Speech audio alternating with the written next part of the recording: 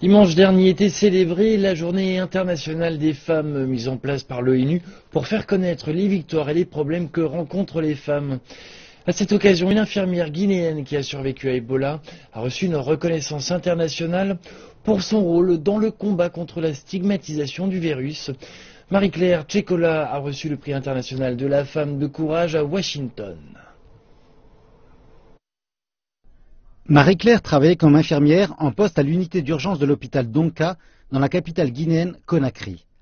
Après avoir traité une femme très malade en juillet de l'année dernière, le personnel de Médecins sans frontières l'a informé qu'elle a contracté l'Ebola.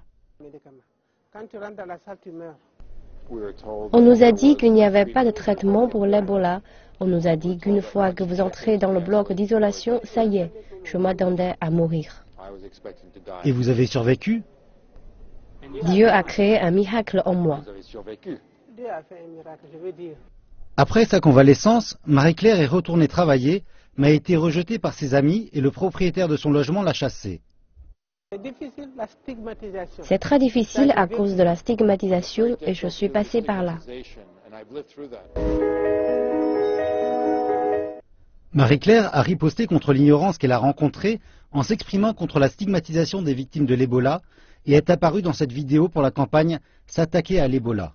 For her unwavering advocacy for the prevention of Ebola and protection of its survivors, we honor Marie-Claire Tchekola as a woman of courage. Marie-Claire s'est rendue à Washington pour y recevoir son prix international de la femme de courage au département d'État américain. Ce qui est intéressant chez elle est qu'elle parle avec tant de passion et de compassion des orphelins de son pays et qu'elle fait en sorte qu'ils ne soient pas stigmatisés. Et ce travail est profondément important car ces enfants n'ont personne. Plus de 4000 enfants ont été recensés comme orphelins en Guinée seulement. L'UNICEF fournit de l'aide pour les aidants familiaux et la plupart des écoles ont rouvert. Mais Marie-Claire dit que sa mission d'éducation du public se poursuit. Bien que Marie-Claire ait à présent reçu une reconnaissance internationale pour son travail pour dénoncer la stigmatisation des victimes de l'Ebola, sa conception de son travail de base n'a pas changé. Prendre soin des malades et des blessés.